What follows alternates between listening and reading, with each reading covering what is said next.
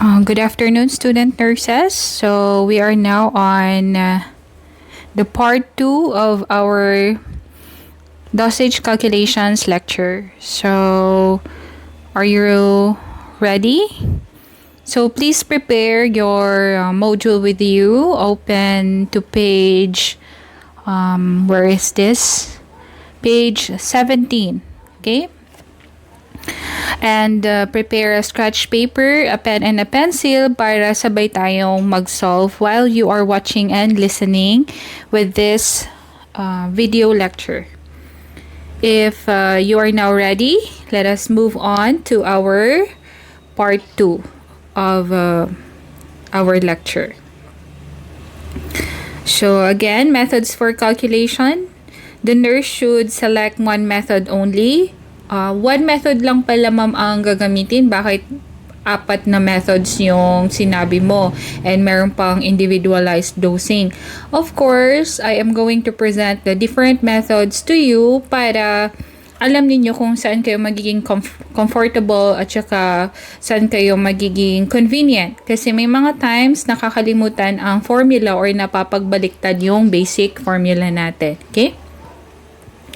All units of measure must be in a single system. Remember, dapat single system yung units of measurement natin. So, dapat i-convert nyo sila. Okay? So, ang pagbabasehan natin is yung measurement sa drug label natin.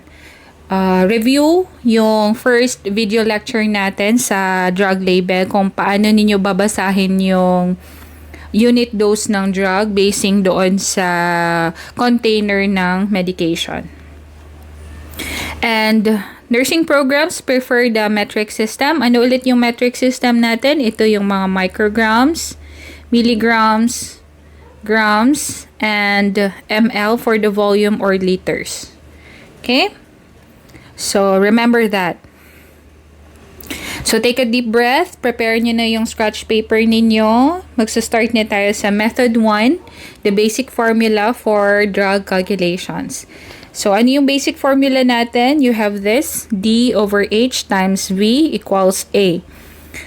Pwede nyong gawin para hindi kayo mag-memorize ng letters at hindi ninyo makalimutan yung basic formula. Pwedeng diretso na.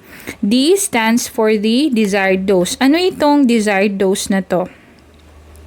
Ito yung in-order ng doctor natin. Okay? Doctor's order. Over, ano yung hand? H, hand, on hand. Okay? On hand. Ibig sabihin, stock on hand. Okay? H. Times the V. Ano itong V? The vehicle. Ano itong vehicle na to? Yung drug form natin. Ano yung mga drug forms natin? You have your capsule. You have your tablet. Pwede rin liquid form. You have your ml. Pwede rin yung suppository. Okay? Depende kung ano yung drug form ng medication natin. And then, equals the A or the amount of drug to be given to our patient. So, ito yung basic formula natin sa drug calculations. Ito talaga yung usual na ginagamit natin. Okay? So, let's start with our example. So, prepare ng scratch paper. Isulat ninyo ano yung desired dose natin, ano yung order ng doctor. You have amoxicillin, 100 milligrams, PO. Okay? Ano yung stock on hand natin? Here. So, sa tingin ninyo, asan dito yung magiging stock on hand natin? You have this one here. Itong 250 milligrams per 5 ml. Okay? Yan siya. Okay na? So, let us proceed. So, ano yung basic formula natin ulit? You have your desired dose over stock on hand times the vehicle equals yung amount to be given to our patient. Ano ulit yung desired dose natin? The doctor's order. So, 100 milligrams. Ano yung stock on hand natin? You have the 250 milligrams times ano yung vehicle? ml. So, ang gagamitin natin yung 5 ml, yung volume. Okay? So, ito na equals the amount to be given to our patient. So, 100 times 5, that will be 500 ml divided by 250. Nag-cancel out na ito kasi same unit basing sa foundation natin sa mathematics. Okay? So, ilang ml? 500 divided by 250, that will be 2 ml. So, 2 ml of amoxicillin. So, ito yung ibibigay natin sa ating patient. Diba? Madali lang. Next, ano yung example natin dito sa module sa page 17? So, ang order down ng doctor is you have your cefaclor. 0.5 grams PO/BID. Ano yung stock natin? You have your cefaclor. Ano yung unit dose natin? 250 milligrams per, ano to siya? Capsule. Per 1 capsule. Okay? Pwedeng hindi na isulat yung 1. So, ilang capsules, since capsule yung vehicle natin, so ilang capsules yung ibibigay natin sa ating patient. Okay?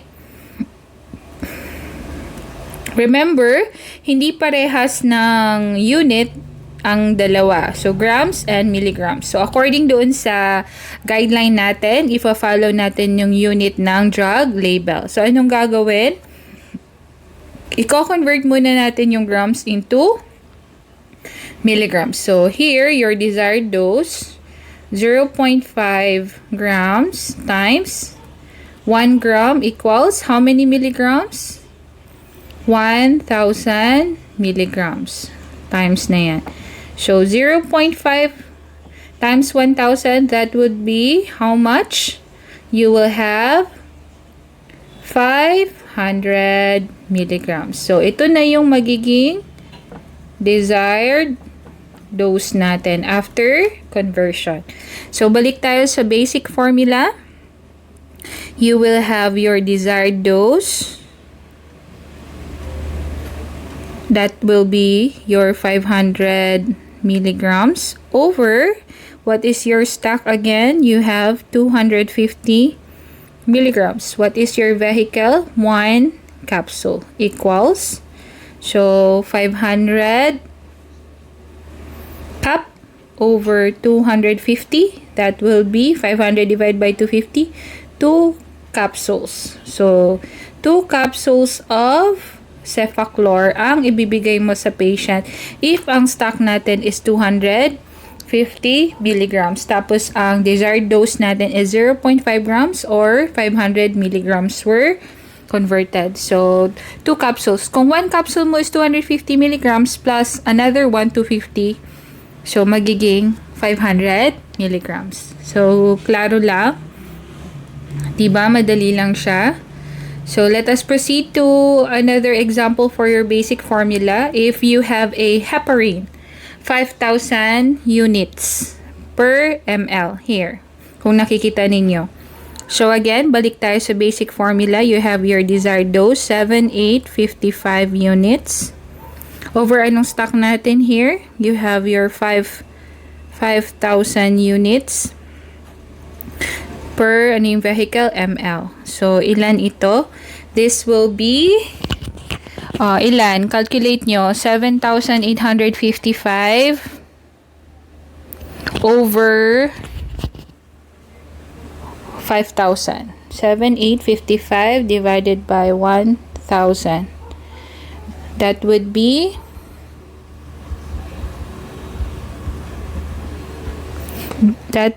how much, guys?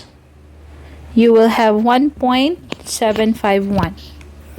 1.7, tama ba? Ay 1.5. 1.571 ml. Remember, your heparin is an anticoagulant.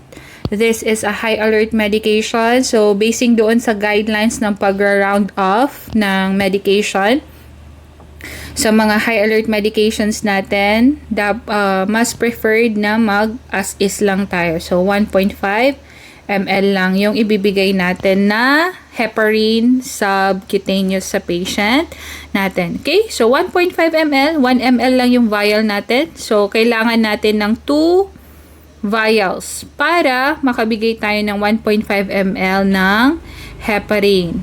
Okay? So, yan. What if ang stock on hand naman natin is 10,000? So, let's try. Palit tayo ng color.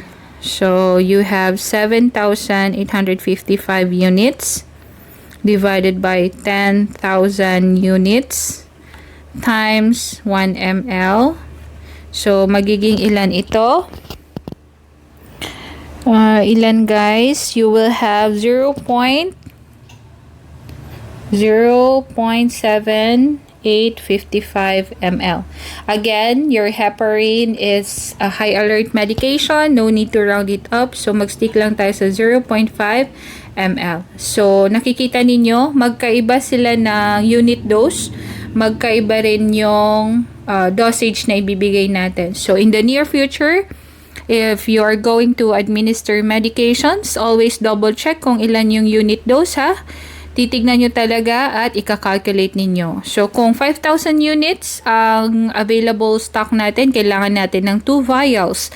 Pero, kung 10,000 units yung available na stock natin na vial, isang vial na lang yung kailanganin natin na heparin. So, isa pa yan na kailangan nating i-consider sa dosage calculations. So, I hope klaro na sa inyo itong basic formula natin. Madali lang, di ba? So, let us now move on to your ratio and proportion. Minsan, mahirap i-memorize, lalo na kapag hate talaga natin ang mag-calculate. So, may mga times na hindi talaga tinatanggap ng utak natin i-memorize yung formula. So, gumamit tayo ng basic arithmetic. That is your ratio and proportion. So, ang kailangan mo lang dito is, you have the known. Ano itong known? Ito yung desired dose mo. Desired dose. Okay? Then, equals lang siya sa, yung known is yung stock on hand mo. Stock on hand. Like, for example, yung desired dose natin is milligrams ang unit is 2. Hindi natin alam kung ilang ml. Hindi natin alam kung ilang capsules. Equals, kung ang stock natin is milligrams din. And then, alam natin kung ilang ml. So, ganyan lang. Mag-ratio and proportion lang tayo. Okay? So, tignan natin sa example para mas maintindihan natin.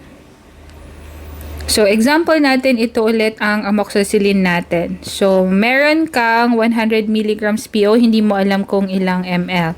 So, according sa ratio and proportion, you have your known. Known is yung stock mo. Known, that is your stock, 250 milligrams per 5 ml. So again, ratio and proportion, in every 250 milligrams, meron kang 5 ml equals 100 milligrams is to question mark ml. Hindi mo alam kung ilang ml ang 100 milligrams na ibibigay mo. So ito siya, gawin natin siyang x. Magiging x siya. Okay? So, magko-cross multiplication tayo. Ganito. Okay? Ganyan. So, ang mangyayari dyan is, we will have 5 ml times 100 milligrams. Then, you will have your 250 milligrams times question mark, x na siya, hindi na siya question mark, x. Okay? So, mangyayari nito, 5 ml times 100 milligrams is equals to 250 milligrams times yung x. So, basing sa basic arithmetic natin, para maiwan doon sa side is yung x, mag-divide tayo both sides ng 250 milligrams. So, divide, 1 na yan. Then, here, so magiging ito x. X will now become 100 times 5, 500 ml divided by 250. Wala na yung milligrams kasi nag-cancel na. So, 500 divided by 250, ilan? 2 ml. So, ito na yung ibibigay natin na amoxicillin. Okay? So, di ba? Parang, ano lang, pinaka-basic before sa basic formula. Diba? Ratio and proportion. So, kung nakita ninyo yung process, babalik at babalik kayo sa basic formula. Okay? So, kung saan ang mas madali sa inyo, yun yung gawin ninyo. Kung saan kayo mas convenient. Another example, let us try our example here in our module page 18. So, tingnan natin itong aspirin. By the way guys, itong aspirin, 650 milligrams ha, hindi 600. Okay? Aspirin, ang other name ng aspirin is ASA or your acetyl salicylic acid. Okay? So, ang order ng doctor is aspirin 650 milligrams every 4 hours PRN.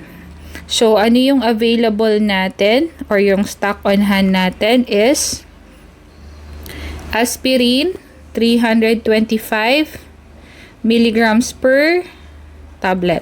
So, ratio and proportion tayo ulit. So, you have the known dose, 325 milligrams is to 1 tab equals 650 milligrams is to question mark tab. Question mark tab kasi hindi mo pa alam kung ilan yung ibibigay mong tablet. So, gawin natin siyang ulit X. Okay? So, ratio and proportion, mag-cross multiply na naman tayo. So, you have here again your 1 tab times 650 milligrams. Then you have your 325 milligrams equals times X. So, anong mangyayari dito? 1 tab times 650 milligrams equals 325 milligrams times X. So, according to our arithmetic, para matira si X, di-divide natin both sides na 325 milligrams. Okay? So, i-cancel na natin ito. Divide 1 na yan. Then, yung the same unit. So, anong mangyayari ngayon? Balikan natin. So, mangyayari ngayon here, magiging X is equals to 650 times 1 tab. So, 650 tab over 325. Yan. Wala na yung milligrams kasi nag-cancel na sila, nag-divide na sila. So, X will be equals to how many?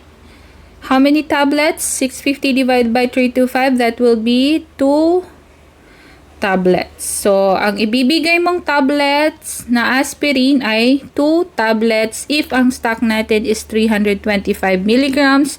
Tapos, ang dosage na kailangan natin is 650 milligrams. O, diba? Mas madali siya? Sa tingin ninyo, diba? Mas madali lang. So, here, no need na this one. So, let us now move on to your fractional equation. So, sa fractional equation naman, as you can see, parang ginawa lang fraction yung ratio and proportion ninyo. Okay? Naka-fraction lang siya. So, alam niyo naman yung fraction, no? So, okay pa kayo? Pwede nyo i-pause muna tong video, tapos huminga muna kayo. Then, pwede nyo siyang i-play ulit. Okay? Pahinga lang muna if hindi na kine-carry ng utak ninyo yung mga calculations natin. Okay? So, again, yung fractional equation natin, ginawa lang fraction yung ratio and proportion. Instead na is to, ginawa lang siyang denominator. Okay? So, let us have an example sa fractional equation. So, you have your stock on hand. Ano yung stock on hand natin ulit? Stock natin ulit, you have 250 milligrams per 5 ml. Okay? Ito siya ha. Review nyo yung drug label. So, gagawin natin siyang fractional. So, 250 milligrams for every 5 ml of your amoxicillin equals yung desired dose natin na 100 milligrams equals question mark ml. Question mark kasi hindi pa natin alam kung ilang ml yung ibibigay natin sa patient. So, ito siya. Gagawin na naman natin siyang X. Okay? So, magiging 250 milligrams over 5 ml equals 100 milligrams over X. X means question mark ml. Hindi natin alam kung ilan. So, ano mangyayari, guys? Again, balik tayo sa basic mathematics natin. Cross multiplication. Okay? Cross multiplication tayo. So, anong mangyayari ngayon? So, here, punta tayo dito. So, cross multiply 250 milligrams times your X equals 100 milligrams times your 5 ml. Okay? Ito siya ha. Nag-cross multiplication tayo. Yung 5 ml umakyat doon kay 100. Yung X umakyat doon kay 250. Kaya ito yung naging result ng equation natin. So, again, sa basic mathematics natin, para matira si X, 250 milligrams divide sa both sides. Kakancel na yan siya. Magiging 1. Cancel na rin yung same unit. So, nung mangyayari, X is equals to 100 milligram, wala nang milligram, sorry. Times your 5 ml over your 250 milligrams. So, 100 times 5 equals 500 ml over 250. So, 500 divided by 250, 2 ml. So, again, 2 ml of your amoxicillin ang ibibigay sa patient.